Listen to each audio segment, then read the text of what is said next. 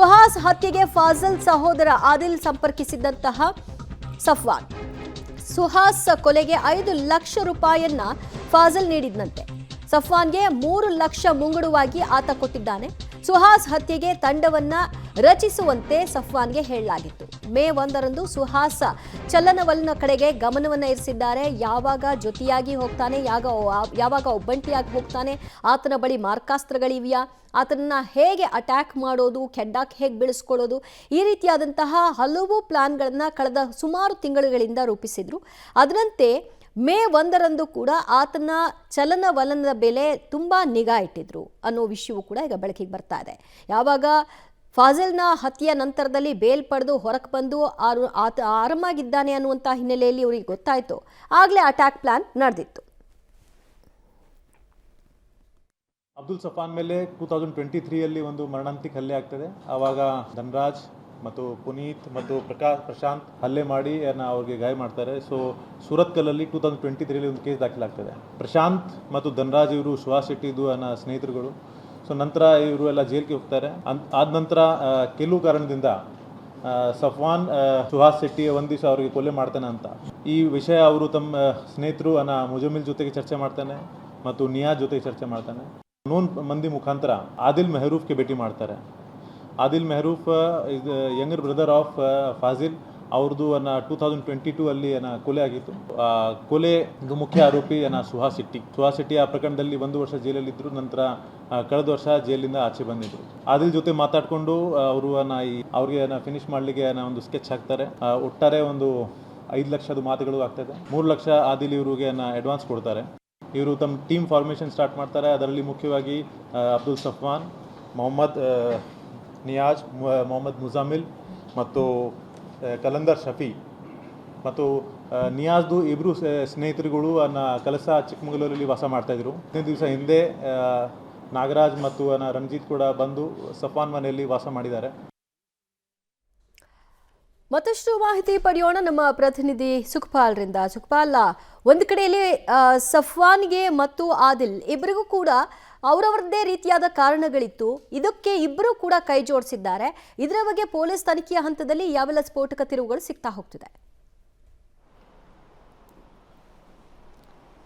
ದಿವ್ಯಾ, ಈಗ ಸುಹಾಸ್ ಶೆಟ್ಟಿಯ ಹತ್ಯೆ ಪ್ರಕರಣಕ್ಕೆ ಸಂಬಂಧಪಟ್ಟಾಗಿ ಒಟ್ಟು 8 ಜನರನ್ನು ಬಂಧಿಸಲಾಗಿದೆ. ಅದರಲ್ಲಿ 7 ಜನರು ನೇರವಾಗಿ ಈ ಒಂದು ಹತ್ಯೆಯಲ್ಲಿ ಭಾಗಿಯಾಗಿದ್ದವರು, ಮತ್ತೊಬ್ಬ ಸುಫಾರಿ ಕೊಟ್ಟಿರುವಂಥದ್ದು. ಜೊತೆಗೆ ಈ ಹತ್ಯೆಯ ಕಾರಣ ಏನು ಅನ್ನುವಂಥದ್ದು ಈಗ ಪೊಲೀಸರ ಮುಂದೆ ಆರೋಪಿಗಳು ಬಾಯ್ಬಿಟ್ಟಿರುವಂಥದ್ದು. ಪ್ರಮುಖ ಕಾರಣ ಕಳೆದ 2022 ಮೇ 28ನೇ ತಾರೀಕಿನಂದು ಸುರತ್ಕಲ್ನಲ್ಲಿ ಫಾಜಿಲ್ನ ಹತ್ಯೆ ಆಗುತ್ತೆ. ಇದು ಪ್ರವೀಣ್ ನೆಟ್ಟಾರ್ನ ಹತ್ಯೆಗೆ ರಿವೆಂಜ್ ಆಗಿ ನಡೆದಿರುವಂಥ ಒಂದು ಹತ್ಯೆ. ಹಾಗಾಗಿ ಆ ಹತ್ಯೆಯ ಪ್ರಮುಖ ಆರೋಪಿ ಆಗಿರುವಂಥವನು ಇದೇ ಸುಹಾಸ್ ಶೆಟ್ಟಿ. ಈ ಸುಹಾಸ್ ಶೆಟ್ಟಿಯನ್ನು ಹತ್ಯೆ ಮಾಡಬೇಕನ್ನುವಂಥ ಒಂದು ಪ್ಲ್ಯಾನನ್ನು ಆರಂಭ ಮಾಡಿರುವಂಥದ್ದೇ ಈ ಫಾಜಿಲ್ನ ತಮ್ಮ ಆದಿಲ್. ಹಾಗಾಗಿ ಆದಿಲ್ಗೆ ಈ ಒಂದು ಹತ್ಯೆ ಮಾಡಲಿಕ್ಕೆ ಸಾಧ್ಯ ಆಗೋದಿಲ್ಲ. ಹಾಗಾಗಿ ನಟೋರೆಸ್ ಆಗಿರುವಂಥ ಈ ಆರೋಪಿಗಳ ಪ್ರಮುಖ ಆರೋಪಿ ಯಾರಿದ್ದಾನೆ ಸಫ್ವಾನ್, ಅವನನ್ನು ಸಂಪರ್ಕ ಮಾಡ್ತಾನೆ. ಜೊತೆಗೆ ಸಫ್ವಾನ್ಗೆ ಇನ್ನೊಂದು ಕಾರಣವೂ ಇರುತ್ತೆ. ಸಫ್ವಾನಿಗೆ ಜೀವ ಬೆದರಿಕೆ ಇರುತ್ತೆ. ಅದು ಜೀವ ಬೆದರಿಕೆ ಇರುವಂಥದ್ದು ಇದೇ ಸುಹಾಸ್ ಶೆಟ್ಟಿಯಿಂದ. ಹಾಗಾಗಿ ಸುಹಾಸ್ ಶೆಟ್ಟಿಯನ್ನು ಎರಡೆರಡು ಕಡೆಗಳಿಂದಲೂ ಹತ್ಯೆ ಮಾಡಬೇಕು ಅನ್ನುವಂಥ ಪ್ಲ್ಯಾನ್ ಆಗುತ್ತೆ. ಒಂದು ಫಾಜಿಲ್ನ ಹತ್ಯೆಗೆ ರಿವೆಂಜ್ ಕೊಡಬೇಕು ಅನ್ನುವಂಥ ಹಿನ್ನೆಲೆಯಲ್ಲಿ ಫಾಜಿಲ್ನ ತಮ್ಮ ಆದಿಲ್ ಪ್ಲ್ಯಾನ್ ಮಾಡ್ಕೊಳ್ತಾನೆ. ಜೊತೆಗೆ ಈ ಸಫ್ವಾನಿಗೂ ಈಗ ಜೀವ ಬೆದರಿಕೆ ಇರುವಂಥದ್ದು ಇದೇ ಸತ್ತಿರುವಂಥ ಈ ಸುಹಾಸ್ ಶೆಟ್ಟಿಯಿಂದ. ಸುಹಾಸ್ ಶೆಟ್ಟಿ ಈ ಹಿಂದೆ ಸುಹಾಸ್ ಶೆಟ್ಟಿಯ ಒಬ್ಬ ಆಪ್ತ ಪ್ರಶಾಂತ್ ಅನ್ನುವಂಥ ವ್ಯಕ್ತಿ ಸಫ್ವಾನನ್ನು ಯಾವುದೋ ಕಾರಣಕ್ಕಾಗಿ ಮಾತುಕತೆಗೆ ಕರೆದಿರ್ತಾನೆ ಮಂಗಳೂರಿನ ಕಳುವಾರ ಅನ್ನುವಂಥ ಪ್ರದೇಶಕ್ಕೆ. ಅಲ್ಲಿ ಸಫ್ವಾನಿಗೆ ಈ ಪ್ರಶಾಂತ್ ಚೂರಿಯಿಂದ ಇರಿತ ಮಾಡ್ತಾನೆ. ಆ ಬಳಿಕ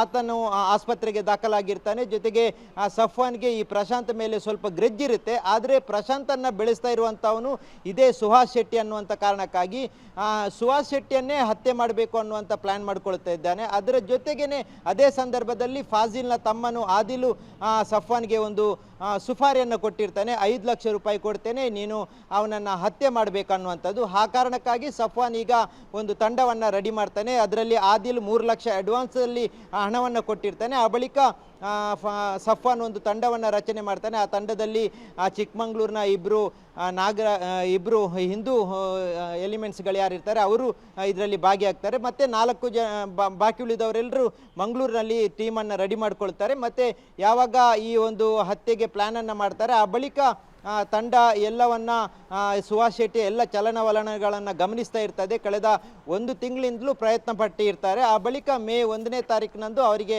ಮೂಡ್ತಾ ಇರ್ತಾರೆ. ಅದರಲ್ಲಿ ಈ ಆರೋಪಿಗಳಲ್ಲಿ ಇರುವಂಥ ಪ್ರಮುಖ ಆರೋಪಿ ಸಫ್ವಾನ್ ಯಾರಿದ್ದಾನೆ ಆತ ಈ ಬೊಲೆರೋ ಪಿಕಪ್ಪನ್ನು ತಗೊಂಡ್ಬರ್ತಾನೆ. ಬೊಲೆರೋ ಪಿಕಪ್ ಯಾರ್ದೋ ಒಂದು ಬಾಡಿಗೆ ಮಾಡ್ಕೊಂಡು ಬಂದಿರ್ತಾನೆ. ಅದನ್ನು ತಗೊಂಡು ಬಂದು ಈ ಸತ್ತಿರುವಂಥ ಸುಹಾಸ್ ಶೆಟ್ಟಿ ಯಾರಿದ್ದಾರೆ ಆತನ ಇನೋವಾ ಕಾರಿಗೆ ಅಡ್ಡ ಹಾಕ್ತಾನೆ. ಆ ಬಳಿಕ ಶಿಫ್ಟ್ ಕಾರ್ನಲ್ಲಿ ಹಿಂದಿನಿಂದ ಬಂದಿರುವಂಥ ಆರೋಪಿಗಳು ಎಲ್ಲರೂ ಇಳಿದು ಈ ರೀತಿಯಾದಂಥ ಬರ್ಬರವಾದಂಥ ಹತ್ಯೆಯನ್ನು ಮಾಡಿದ್ದಾರೆ. ಇದೆಲ್ಲವನ್ನ ಈಗ ಆರೋಪಿಗಳು ಬಾಯ್ಬಿಟ್ಟಿರುವಂಥದ್ದು. ದಿವ್ಯಾ, ಥ್ಯಾಂಕ್ ಯು ಸುಖಪಾಲ್, ನಿಮ್ಮೆಲ್ಲ ಮಾಹಿತಿಗೆ.